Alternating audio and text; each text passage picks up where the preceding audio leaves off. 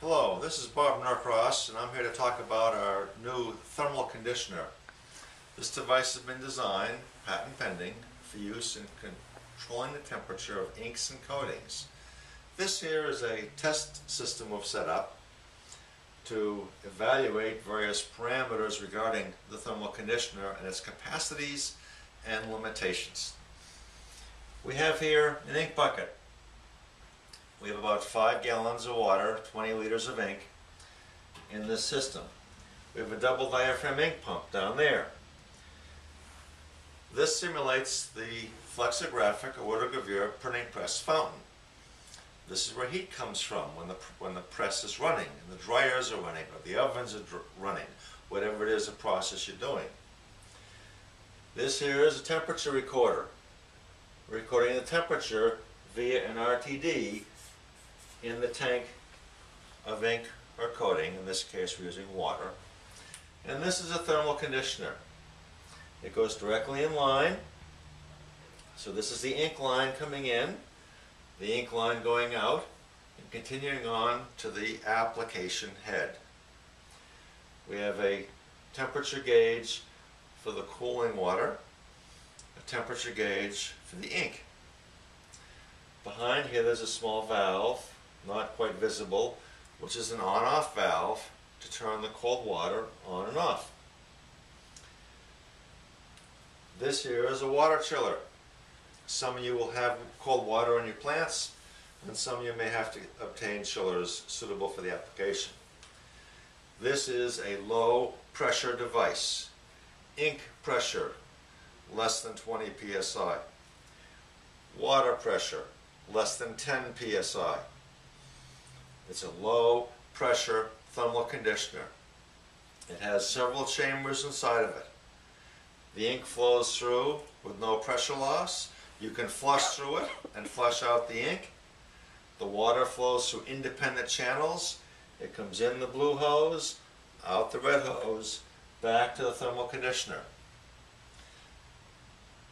I'm going to now turn on the air pump, and we've brought this system to a state which is typical of a printing press prior to beginning the printing process, i.e.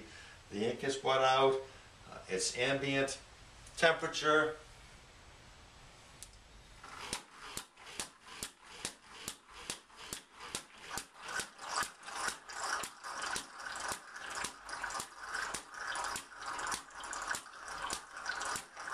we're running about 3 gallons per minute of ink going through. The ink is coming out of here, through the pump, through the thermal conditioner, up to the fountain. Inside of here there's an overflow. Now I have some heaters in here which you may not be able to see, which are used to create the ambient temperature of approximately 28 degrees C. This is meant to simulate, like I said a minute ago, the beginning of the process. Your pressmen are setting the press plates, getting the registration set, or other preparatory work. They haven't begun the printing process yet. So we have on this chart recorder a trend plot which shows the temperature has been somewhat stable for the last hour. Now when the printing process begins, more heat's going to flow into the system from the ovens, the dryers. This temperature element down here is meant to simulate that incoming heat. I'm going to turn that on, and we're going to come back in a few minutes and observe on the chart that there's been an increase in temperature. After that we'll take a break. We're going to turn on the cooling element, and then come back and show you the cooling of the ink by using the thermal conditioner. And we'll have some other technical points discussed along the way. Thank you very much. Okay, we're back again. It's about 1 hour after our last visit here. And during the hour, we've had the temperature going up on the ink. It's now at 32.5. That's due to the printing process, putting energy into the ink solution. The temperature's gone up on this, and the temperature for the water gauge is also up high. The reason is we're not running any cool water yet through the system. This is all primed and ready to begin pumping cold water, which we're about to do after a few more things to show the cooling impact. So we're going to turn the camera off for a second. We're going to bring you in real close to show you this chart recorder. Here we are close up in the chart recorder. This was the first part. This would have been your normal steady state of the printing ink, and that's where we turned on the printing process. You can see the temperatures have gone up over the last hour, and from around 27 to 32. This is the temperature increase that you want to take out of your ink. We're now going to turn on the cold water at 2 gallons per minute at 5 degrees C. And we're going to come back up, we're going to back up, we're going to put the camera back on the tripod. I'm going to turn the cold water on, then we'll stop, we'll come back in a little bit, and you're going to see a dramatic drop in this temperature, which shows the impact of the thermal conditioner. Okay, we're now going to turn the cold water on to the system thermal conditioner here. I have a valve right here which comes with a thermal conditioner, which I'm turning to the on position. Now the particular chiller I'm using, which you saw on the more stand-back video, has a bypass valve I have to close to force the cold water into the cold water line. Depending on the cooling system in your plant, you may or may not have to deal with this. Well, watch that gauge right there. Watch it. Look at that drop. It was just there, less than 10 seconds ago. This is the cold water. That was up at over 32.7. So the chiller is now refrigerating its cold water. It's taking a slug of warm water out of here back to this hose. And the conditioner, the cooler, is turned on here to bring this water temperature back down to 5C. It's a little bit above right now. This chiller will bring the water down. In the meantime, this is cold to the touch right now. It's cold water, cold to the touch. We're now starting to cool the ink.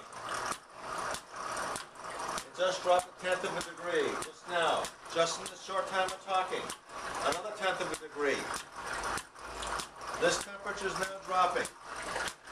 So we're gonna phase out for a moment, come back in a few minutes, and show you a new temperature of the ink, and show you the chart. So you can see it back. We've had the cooler running now for almost an hour.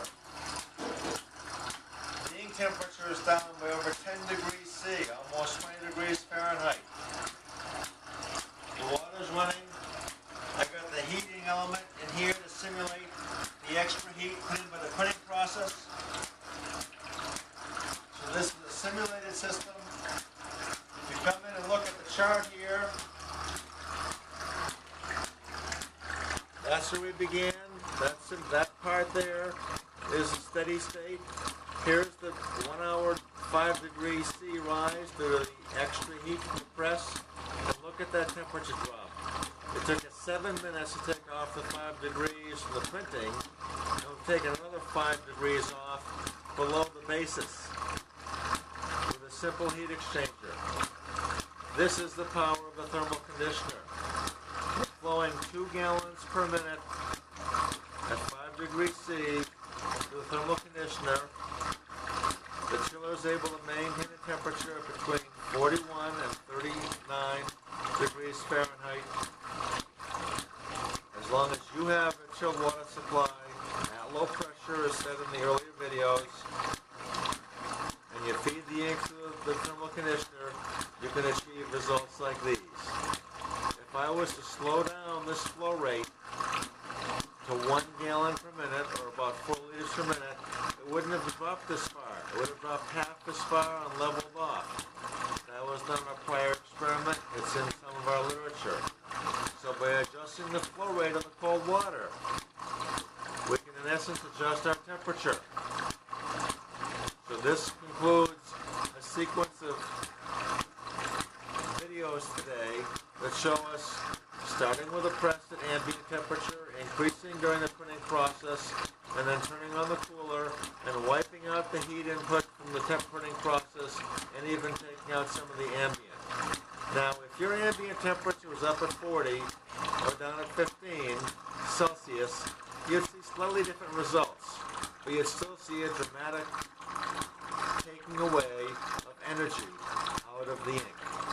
That's a function of the thermal conditioner. And likewise, if you ran hot water through the thermal conditioner, you could reverse this and make the temperature go up.